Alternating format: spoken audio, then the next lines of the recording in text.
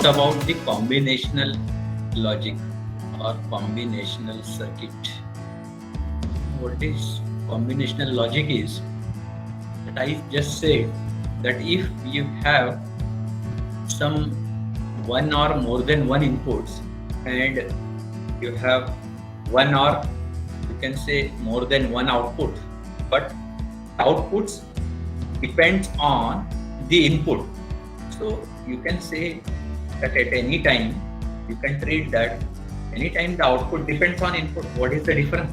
But yes, there are certain logical circuit we can say where there is a difference, and that is what is a sequential logic that we are going to study now.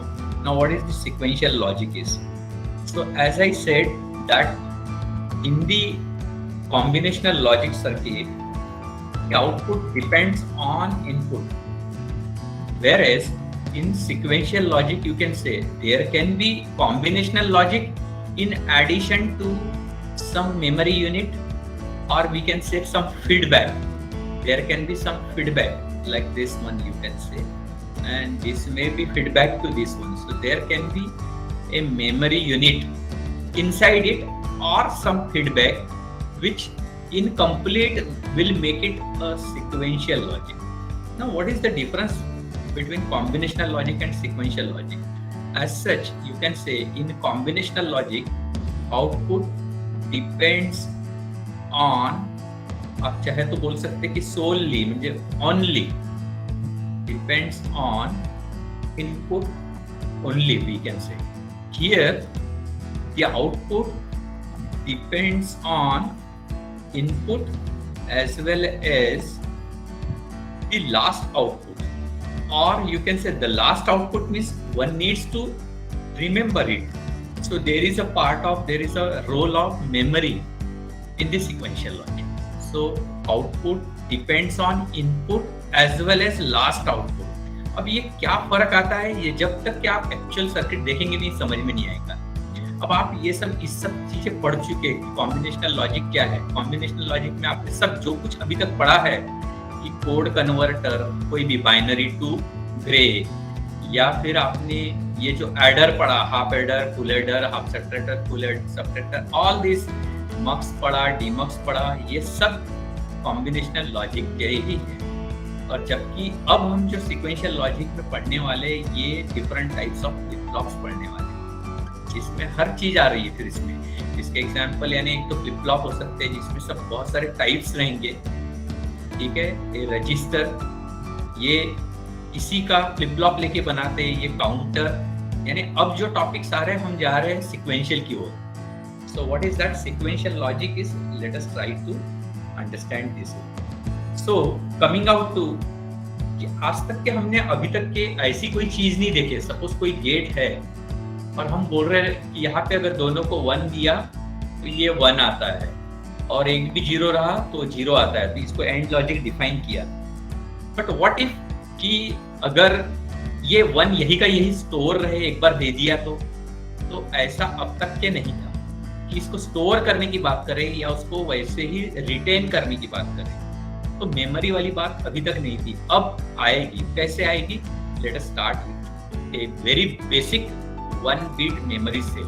ये सिर्फ जो मैं अभी बता रहा हूँ ये सिर्फ कॉन्सेप्चुअल है, एक्चुअली ऐसा रहता नहीं है, ठीक है. 1 बिट मेमोरी सेल हम देख रहे हैं. Just imagine that you have 1 inverter like this one, okay, and another inverter like this, and they are cross coupled यानी इसका आउटपुट इसको लगा है, इसका आउटपुट इसको लगा है. सपोज ये कोई अगर इनपुट है तो ये सपोज आउटपुट है कोई Q, तो नॉर्मली ये जो रहता है उसका ये कॉम्प्लीमेंट होता है. मतलब ये जो है ये यहाँ से सिमेट्रिक है, यहाँ से सिमेट्रिक है, ऐसे बोल सकते हैं कि आधा जैसा ऊपर है वैसे ही नीचे.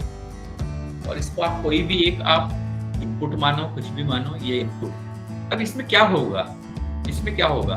अब इसको कुछ दो या मत दो, अभी तक के इनपुट दिया ही नहीं हमने, हम इनपुट की बात ही नहीं कर रहे. समझो ये मैंने छोड़ दिया, ये इनपुट है ही नहीं, और हम बोलना चाह रहे हैं कि यहाँ पे इस तरह कनेक्टेड है. तो क्या होगा इस केस में? आप लॉजिक लगाओ, क्या होगा? देखो, एक तो यहाँ पे आउटपुट में 0 या 1 कुछ तो रहेगा। अगर जैसे हमने डिजिटल आईसी को सप्लाई दिया तो या तो हाई या लो कुछ तो रहेगा, कुछ तो मान के चलते कि सपोज ये 0 था, अगर ये 0 है ये माना आपने, are you with me, that let us say assuming q equals to 0. So let us say I am saying q is 0. So what happens as this q is 0, this 0 will come to this place. Okay. Now due to this inversion, this will become 1. Correct hai? Yes, sir. And now this 1 will get here and again it will be inverted and it will remain as a 0.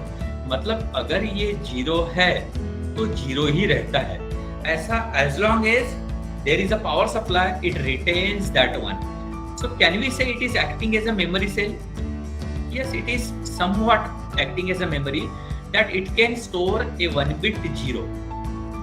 अगर सोचो यही चीज अगर यहाँ पे ऐसा रहता कि ये जो इन्वर्टर लगा है, अगर इसके आउटपुट में 1 आता, यहाँ लॉजिक 1 रहता, हमको मालूम नहीं ये 1 रहता तो क्या होता, यहाँ 1 आता, ये 1 होने के कारण यहाँ 0 होता। तो ये तो ध्यान में आ गया कि ये दोनों अपने एक में के कॉम्प्लीमेंट ही रहते हैं। ये 0 आया, ये यहाँ वापस 0 आएगा और ये 0 को वापस इन्वर्ट होके 1 आएगा। तो इसका मतलब जैसे यहाँ पे 0 स्टोर कर रहा था वैसे ये 1 स्टोर, इसका मतलब कुछ भी स्टोर कर सक रहा है, ये वैसे के वैसे ही रहेगा as long as there is a power supply. ये समझ में आया क्या आप लोगों के, पहले बताओ। Yes sir. हाँ, मतलब ये कि ये अगर यहाँ 0 है तो वो 0 रहेगा हमेशा के लिए, अगर ये 1 है तो ये 1 हमेशा के लिए रहेगा। पर इसका ये सिर्फ कॉन्सेप्चुअल ओके है, ये ड्रॉबैक ये है कि we are not in a position to input something. वो ऑटोमेटिकली क्या आएगा हम एज्यूम कर रहे हैं, क्योंकि वो रैंडमली 0 या 1 होगा, जबकि हमको तो मेमोरी में कुछ स्टोर करना है तो हमको जो चाहिए वो करेंगे ना। अगर मेरा नाम स्टोर करना है, मैं दूसरे का नाम क्यों स्टोर करूंगा, मेरा नाम स्टोर करूंगा। तो उस चक्कर में फिर क्या चेंजेस करना पड़ेगा। तो चलो अब हम जा रहे हैं धीरे धीरे इस चीज के चेंज करने के, कि हमने ये इन्वर्टर की जगह अगर सपोज मैंने ये नैंड ले लिया तो ये तो चल सकता है ना, नैंड को इन्वर्टर ऐसे बन सकता है ना, तो इसको रिप्लेस कर दिया मैंने, ठीक है, इसकी जगह ये बना दिया। तो ये इक्विवेलेंट, ये सेम ही है, बराबर है ना, ये तो नॉट गेट ही बन गया कि नहीं, ये भी नॉट ही है।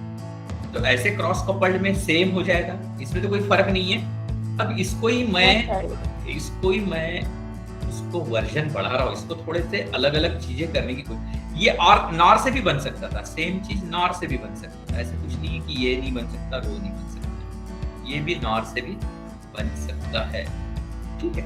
लेकिन इसमें वही ड्रॉबैक कि हम लोग कोई इनपुट नहीं दे सक रहे, तो इनपुट देने के लिए क्या करना पड़ेगा, तो उसको हम धीरे धीरे बढ़ाते हैं। अब ये हर चीज नॉर से भी हो सकती है, नैंड से भी हो सकती है, लेकिन हम एक कोई तो भी पकड़ लेते हैं, ठीक है।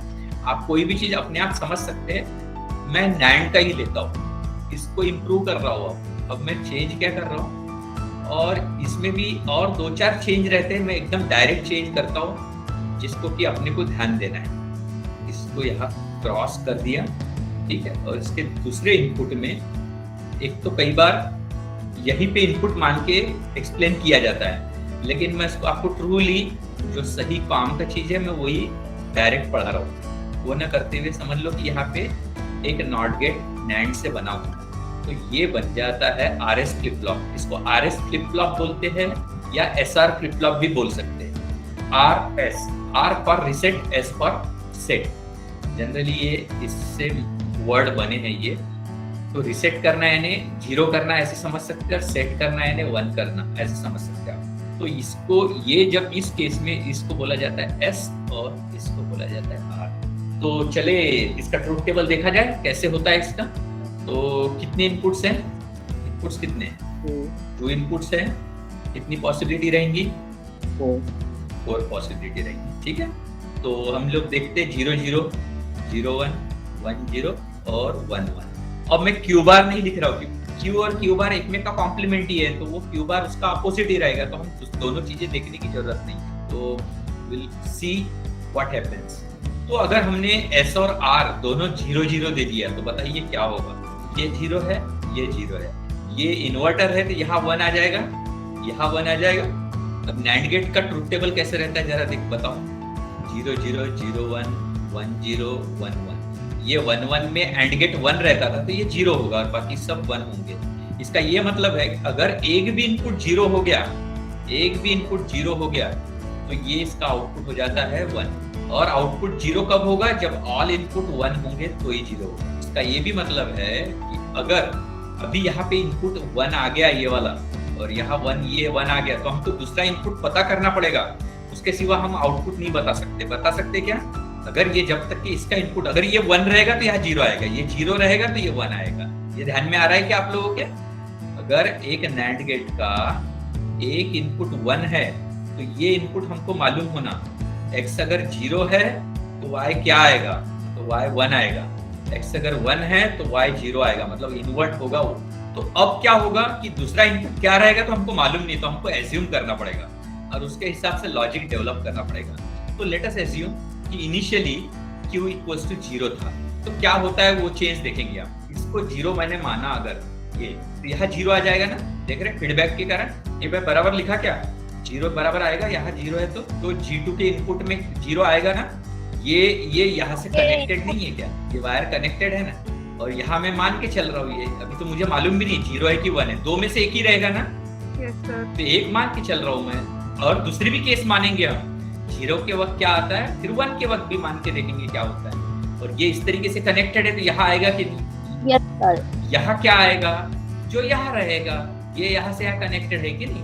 जो यहाँ पे है वो यहाँ आएगा।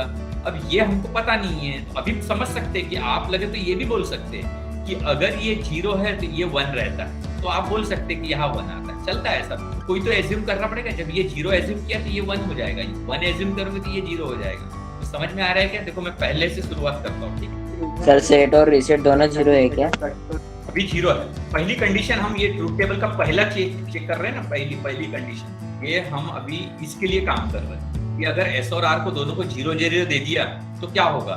मैंने यहाँ 0 दिया, यहाँ 0 दिया, यहाँ 1 आ गया, यहाँ 1 आ गया, बराबर है। यस अब सर। अब किसी नैंड के एक इनपुट अगर 1 हो तो दूसरा इनपुट पता करना ही पड़ता है। वो मालूम नहीं रहा तो हम लोग आउटपुट नहीं बता सकते। क्यों? क्योंकि दोनों अगर ये 1 हुआ तो 0 आएगा, 0 रहा तो 1 आएगा। देखो आप नैंड गेट, ये नैंड गेट का ट्रूथ टेबल देखो, तभी आपके समझ में आ जाएगा। तो इसका ये मतलब है कि अगर नैंड गेट का एक भी इनपुट अगर 1 है तो दूसरा इनपुट पता करना पड़ता है। अब मुझे मालूम नहीं, तो मैंने एज्यूम कर लिया कि सपोज q इक्वल टू 0 है। अब जब ये 0 है, ये 0 यहाँ आएगा, इस साइड 0 आ गया। अब ये 0 है तो ये 1 हो जाएगा, जो कि अपने लॉजिक से भी बैठ रहा है कि इसका ये कॉम्प्लीमेंट रहता है। अब ये 1 है तो ये फीडबैक होके यहाँ 1 आ जाएगा। दोनों 1 हुआ तो फिर यहाँ क्या आएगा बताओ? ये दोनों इनपुट 1 हो गया, क्या रहेगा आउटपुट इसका? फिर ऊपर किधर 0। हाँ, तो इसका एक ही मतलब है कि 0 था तो 0 ही रह रहा है। अब देखते सोचते कि अगर ये अगर हमने 1 एज्यूम किया होता तो क्या होता है ना, वो भी एज्यूम करके देखना चाहिए ना। और अब मैं एज्यूम कर रहा हूँ इसको 1। अब ये 1 है तो यहाँ से यहाँ 1 आएगा कि नहीं? इधर ये 1 आएगा, ये दोनों 1 है करके यहाँ 0 आएगा, ये यहाँ 0 आ जाएगा, और एक भी इनपुट 0 हुआ तो वापस से ये 1 हो गया। इसका क्या मतलब हो रहा है कि जब मैंने q इक्वल टू 0 एज्यूम किया तो इसका नेक्स्ट स्टेट 0 ही आया, 1 एज्यूम किया तो ये नेक्स्ट स्टेट 1 ही आया। इसका एक ही मतलब है कि यहाँ पे नो चेंज आता है, मतलब जो लास्ट आउटपुट था वही रह रहा है। इसको हम मीनिंग लिखता हूँ यहाँ पे, मीनिंग इसको बोलते हैं नो चेंज। मतलब जो भी लास्ट आउटपुट था वही यहाँ रहेगा। 0 था तो 0 रहेगा, 1 था तो 1 रहेगा। जो भी लास्ट आउटपुट था वो आने वाला है। 0 रहा तो 0 आएगा, 1 रहा तो 1 आएगा। तो चलिए दूसरी एंट्री की तरफ। तो दूसरी एंट्री क्या है फिर? अब यहाँ तो पता चल गया अपने को, पहला अपन ने काम कर लिया ये वाला। अब 0 1 की बात कर कि सेट इज 0 और रिसेट इज 1। जब ये 0 है तो इन्वर्ट होके यहाँ क्या आएगा 1, और जब ये 1 है तो यहाँ इन्वर्ट होके क्या आएगा 0। अब एक ही याद रखना, ये जो दोनों नैंड गेट है ना, ये और ये सिमेट्रिकल है, मतलब एक के अबाउ एक है। तो किसी भी उस नैंड गेट के ऊपर कॉन्सेंट्रेट करना जिसका एक भी इनपुट 0 है। क्यों? क्योंकि अगर एक इनपुट 0 है तो दूसरे इनपुट की जरूरत नहीं है देखने की हमको। ये इनपुट 0 होने से हमको मालूम है कि क्यू बार क्या आएगा। बताओ पर क्या आएगा? एक भी इनपुट 0 आया तो क्या आता है 1 आता है कि नहीं? तो ये 1 आ गया। ये 1 पक्का आएगा, जबकि हमने इनिशियली कुछ भी एज्यूम नहीं किया। और अगर ये 1 आता है तो ये यहाँ पे 1 आ जाएगा। अब ये दोनों 1 है तो ये 0 रहेगा। वैसे भी जब ये 1 आ जाता है तो आपने सोचना ही नहीं, इसके अपोजिट इसको कर देना, कॉम्प्लीमेंट कर देना। समझ में आया कि ये मैंने क्या बोला? चलो फिर से देखते हैं। Yes, sir. फिर से देखते हैं। हमने अब दूसरी एंट्री की तरफ जा रहे हैं हम लोग। हम देख रहे हैं कि 0 1 दिया तो क्या होगा, S को 0 दे दिया, R को 1 दे दिया। ये इन्वर्टर है, 0 का यहाँ बन गया 1, 1 का यहाँ बन गया 0। और नैंड गेट की हमको प्रॉपर्टी मालूम है कि एक भी इनपुट 0 रहा तो आउटपुट क्या आता है? 1 आता है। तो उस लॉजिक से यहाँ पे 1 आ गया। अब 1 आ गया, ये 1 यहाँ आ गया। अब ये यहाँ पहले ऑलरेडी 1 था, ये यहाँ पे 1 आ गया, दोनों 1 है तो ये 0 हो गया। तो आउटपुट क्या हो गया अभी? 0। यहाँ लिखो 0। तो इसका मीनिंग होता है रीसेट। कैसे? देखो ये 1 किसको दिया आपने? रीसेट को। रीसेट को 1 दिया तो रीसेट करता है, सेट को 1 दिया तो सेट करता है। कैसे? जैसे सिमेट्रिकल है, इसकी अपोजिट है। फिर से देखते हैं, 1 0 करके देखते हैं, सेम होगा वो। ठीक है, अभी ये अब दूसरी एंट्री क्या है? नहीं, 1 0।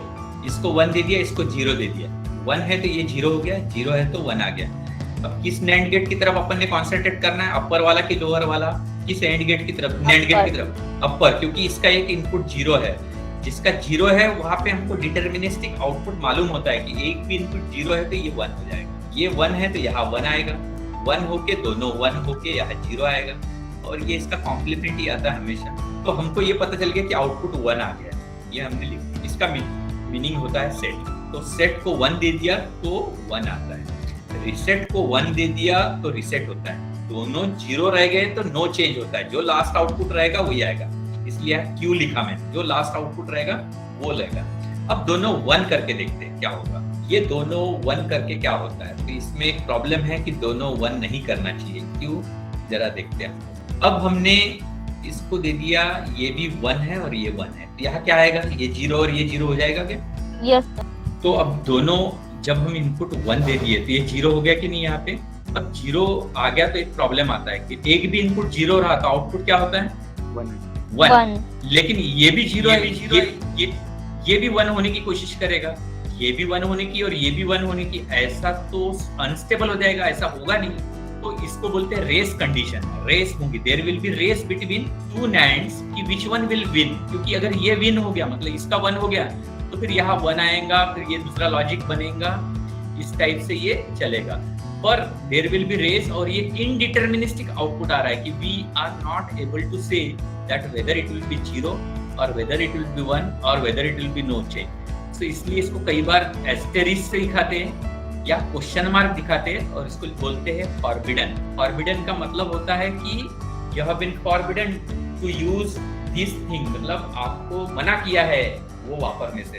It is forbidden, it should not be, not use, simple language में नॉट यूज, ऐसे लिखना सबसे अच्छा। समझ में आया क्या कि 0 0 दिए थे तो नो चेंज आया, 0 1 दिया, 1 रीसेट को दिया तो रीसेट हो गया, 1 सेट को दिया तो सेट हो गया, और दोनों 1 1 दे रहे तो वो रेस कंडीशन आ रही है। Forbidden, it should not be used because the output is not deterministic.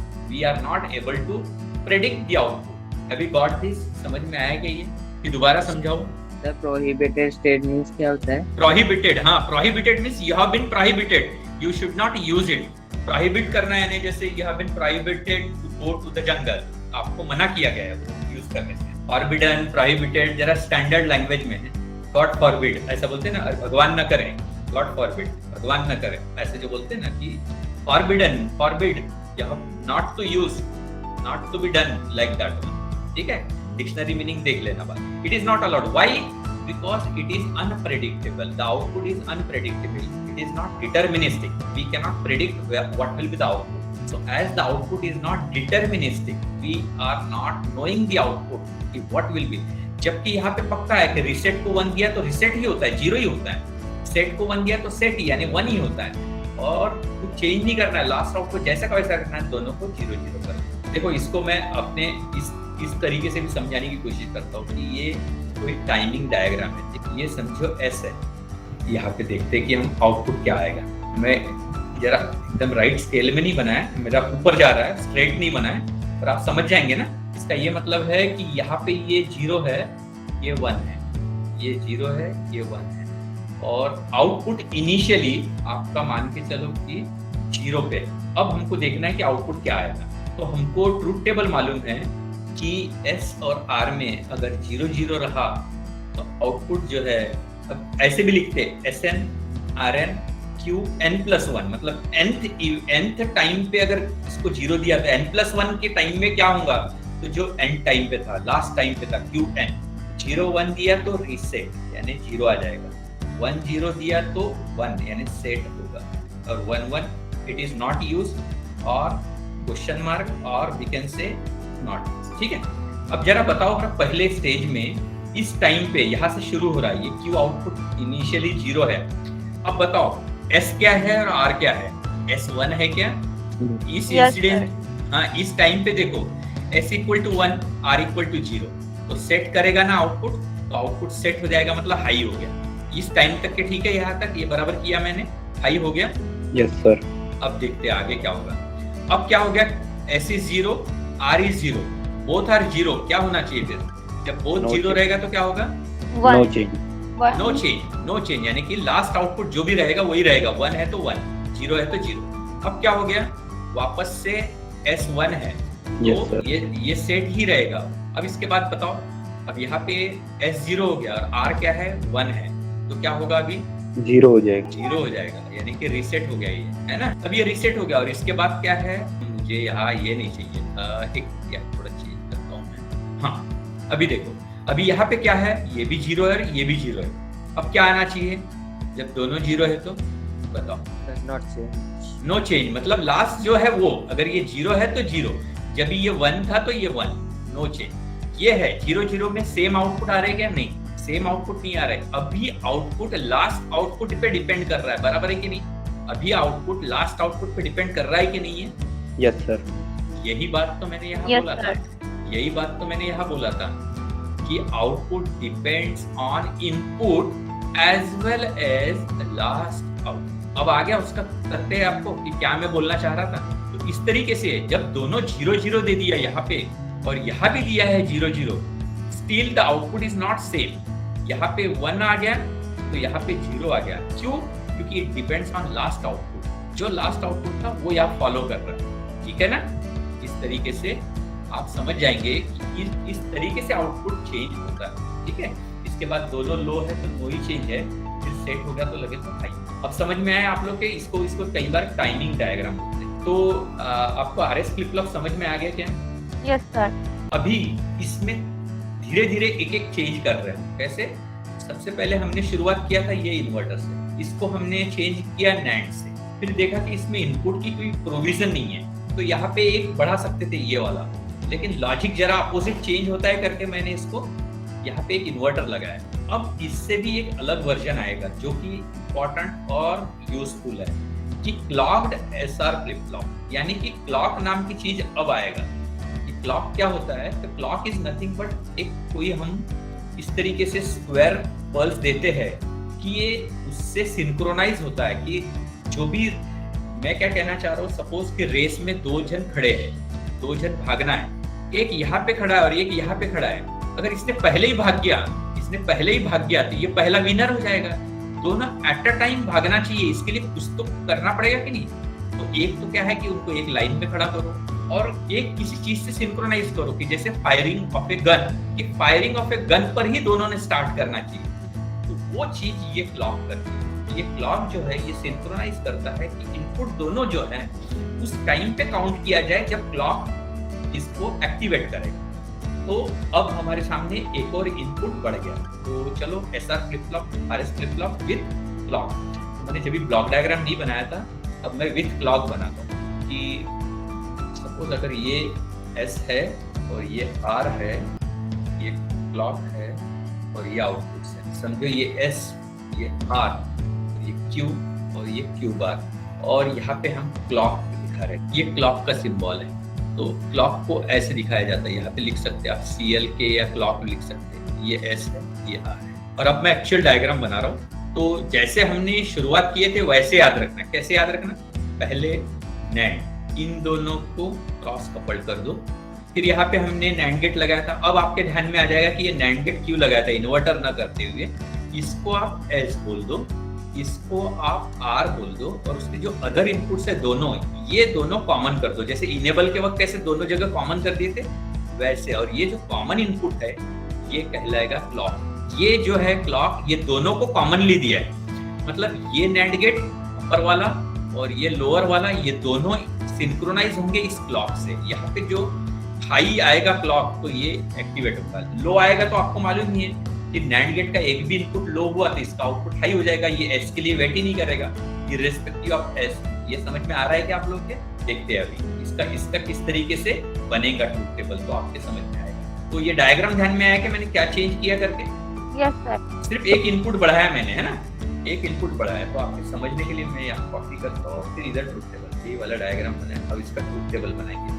अब यहाँ पे मैं दिखा रहा हूँ कि क्लॉक भी के साथ में दिखा रहा हूँ, क्लॉक भी है, एस भी है और आर भी है। और यहाँ पे मैं बात कर रहा हूँ ये आउटपुट क्या होती है। ये अब लैंग्वेज थोड़ा समझ सकते हैं ना, एस एन आर एन नहीं भी लिखा तो चलता है, इससे कोई फर्क नहीं पड़ता, नहीं भी लिखा तो चलता है। आपको अभी नहीं कंफर्टेबल नहीं है तो कोई लिखने की जरूरत नहीं है। और एक यहाँ पे हम लिख लेते हैं कि इसका मीनिंग क्या है। अब बताओ क्या होंगे, 3 है तो 8 पॉसिबिलिटी होगी।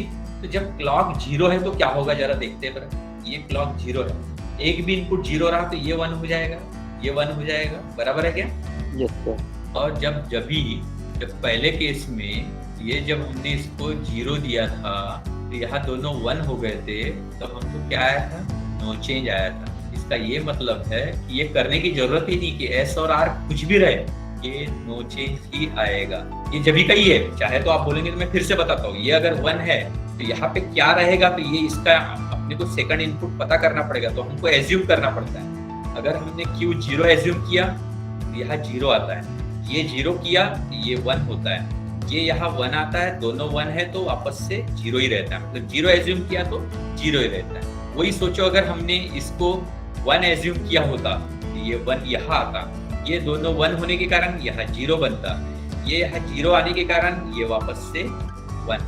तो जो एज्यूम कर रहे हैं वही रह रहा है, मतलब 0 है तो 0 रह रहा है, 1 है तो 1 रह रहा है। इसका ही मतलब नो चेंज। अभी देखो एस और आर को अपन ने देखा तक नहीं कि क्या रहेगा, कि क्लॉक अगर 0 हो गया तो इसका आउटपुट 1 आ जाता है, ये हमको मालूम चल गया। जब अब इस नैंड गेट के लिए एक भी इनपुट 1 है तो दूसरा इनपुट पता करना पड़ता है, तो हमको मालूम नहीं, तो हमने पहली बार एज्यूम किया 0 एज्यूम किया तो यहाँ 0 आ गया, 0 किया तो यहाँ 1 आ गया, तो ये 1 हो गया, और ये दोनों 1 हो गए तो यहाँ 0, मतलब 0 एज्यूम किया तो 0 रह रहा है, 1 एज्यूम किया तो 1 रह रहा है, मतलब जो भी एज्यूम कर रहे हैं वही रह रहा है, मतलब लास्ट आउटपुट ही रहेगा। अब नेक्स्ट स्टेट ये क्या हो गई, ये 4 स्टेट इसी में हो गई, 0 0 0 0 0 1 0 1 0 0 1 1। अब नेक्स्ट आएगा 1 0 0 1 0 1 1 1 0 1 1 1। अभी 1 कर दिया, ये इसको 1 कर दिया। अब जब ये 1 कर दिया तो ये इनेबल हो गए, ये सब नैंड गेट इनेबल हो। अब वो देख ही नहीं रहे कि वहाँ क्या है, दूसरा इनपुट क्या है पता करना पड़ेगा। बताओ अभी इस केस में कैसे चले हम आगे। अगर क्लॉक 1 हो गया, अब हम बढ़ रहे आगे, है ना, ये क्लॉक 1 है तो ये 1 है, ये भी 1 है, तो दूसरा इनपुट पता करना पड़ेगा क्या है। एस और आर क्या है, 0 0 है, ये 0 है, ये भी 0 है, तो एक भी इनपुट 0 हुआ तो ये 1 हो जाता है, ये 1 हो गया, ये 1 1 हो गया, यानी ये पहले वाला ही केस हो गया, यानी ये करने की जरूरत नहीं कि ये नो चेंज ही है। इसका मतलब नो चेंज कब कब आता है, 0 0 पे आता है, 0 0 पे आता है, या क्लॉक 0 रहने पे आता है। अगर क्लॉक हाई है तो 0 0 पे, और क्लॉक 0 रहा तो एसआर कुछ भी रहे नो चेंज आता है। चलो अभी दूसरा देखते हैं, आप लगे तो अगर मेरी स्पीड बढ़ गई तो रोक देना। अब दूसरा क्या है बताओ, क्या चेक करना है अपने को, अभी कौन से इनपुट के लिए चेक करना है, 0 1 क्लॉक 1 है तो ये तो 1 हो गया, तो ये 1 हो गया, यानी क्या हो गया, ये इस नैंड गेट को इनेबल कर दिया, मतलब अब इसको क्लॉक को देखना नहीं है, अब एस और आर को देखना है। तो एस और आर है, ये 0 है और ये 1 है। फिर ऊपर वाले नैंड गेट का देखने का कि नीचे वाला नैंड गेट से अपने को समझना है, तो जिस भी नैंड गेट का एक इनपुट 0 होता है ना, उसकी तरफ ध्यान देने का, ठीक है। तो अपर वाला नैंड देखते हैं, क्योंकि इसका इनपुट 0 हो गया, एक भी इनपुट 0 हुआ तो क्या होता है, इसका आउटपुट 1 होता है, बराबर है। और ये दोनों 1 है, ये दोनों 1 है, तो ये क्या हो गया, 0 हो गया। अब कौन से नैंड गेट को देखोगे, ऊपर के नीचे के, नीचे वाले, बस एक भी इनपुट 0 है तो इसका आउटपुट हो जाता है 1, और ये 1 हो गया तो आप डायरेक्टली बोल सकते हैं कि ये 1 है तो ये 0 हो जाएगा, बोलने की भी जरूरत है नहीं, तो करो एक एक, ये 1 को यहाँ लाओ, दोनों 1 है करके 0, तो ये हो गया रीसेट, ये रीसेट हो गया। जब आप R को 1 देते हैं, R को जब 1 देते हैं तो रीसेट होता है। बनाते वक्त एक याद रखना, जिधर Q दिया है उधर S है, जिधर Q बार है उधर R है, ये गलती एग्जाम में मत कर, ठीक है। जब NAND गेट का इस तरीके का सर्किट रहेगा, 2-4 NAND का, तो S Q की लाइन में, R Q बार की लाइन में। 1-0 में क्या होगा, तो ऑपोजिट ही हो जाएगा, इसका ऑपोजिट सिमेट्रिक ही है ना यहाँ पे, तो अब तो ये करने की भी जरूरत नहीं। इसके पहले हम देख चुके हैं कि यार ये जो है सेट हो जाता है। जरूरत है, बोलो करके बताओ क्या। ये 1 है तो यहाँ 1 आ गया, ये भी 1 आ गया, अब ये जो है ये 1 बन गया और ये 0 हो गया, ये 0 है यहाँ 1 आ गया, ये दोनों 1 है तो ये 0 आ गया। अपर वाला नेट देखूंगा, ये 0 है ये 1 हो जाएगा, और ये दोनों 1-1 है, ये 0 हो गया। तो अब आउटपुट आ गया 1, यही हमने लिखा है, सेट हो जाएगा। क्लॉक का बारे में समझ में नहीं आया कि क्लॉक एक और इनपुट है, ऐसे मान के चलो, और कुछ नहीं करना है, एक और इनपुट है बस, बाकी कुछ नहीं। ये एक इनपुट है क्लॉक, जो दोनों को कॉमनली लगा है। अब आपको पता चल रहा होगा कि सपोज एक बात बोल रहा हूं मैं, मुझे सेट करना है तो मैं क्या करूंगा, एस और आर को क्या दूंगा, एस को 1 दे दूंगा, रीसेट 0 दूंगा। लेकिन ये सेट कब होगा, जब तक कि क्लॉक में हाई नहीं दे सकता तब तक नहीं होगा। इसका मतलब क्लॉक के साथ में सिंक्रोनाइज होता है। सपोज मैंने सेट को 1 दे दिया और रीसेट को थोड़ी देर बाद 0 दे दिया, लेकिन क्लॉक को मैं एक्टिवेट इस टाइम पे कर रहा हूँ, जिस टाइम पे एक्टिवेट कर रहा हूँ उस समय एस और आर जो रहेंगे उसके हिसाब से आओ। मतलब क्लॉक ये दोनों के ऊपर हावी हो रहा है, मास्टर है, इसलिए एमएसबी में है। और क्लॉक अगर 0 हो गया तो एस और आर कुछ भी रहे, there will be no change. अब लास्ट 1-1 में बताने की जरूरत नहीं है, पर फिर भी बता देता हूँ कि वो क्या होगा। ये 1 है, ये 1 है, ये क्लॉक भी 1 है, दोनों 1 है तो ये 0, ये 0, ये 0 है तो ये भी 1 होने की कोशिश करेगा, ये 0 है तो ये भी 1 होने की कोशिश करेगा। तो there will be race, and in the race who will win we don't know, undeterministic है, तो इसको रेस बोलते हैं और इसको नॉट यूज बोला जाए। रेस कंडीशन नहीं बोल रहा हूँ, race condition is a different thing, जो आपको बाद में दूसरे फ्लिप फ्लॉप में आएगा। तो एक काम करते हैं कि नया जेके फ्लिप फ्लॉप देना है, हम उसको थोड़ा बाद में लेंगे, यहीं तक कि अपन अभी रोक देते हैं, ठीक है।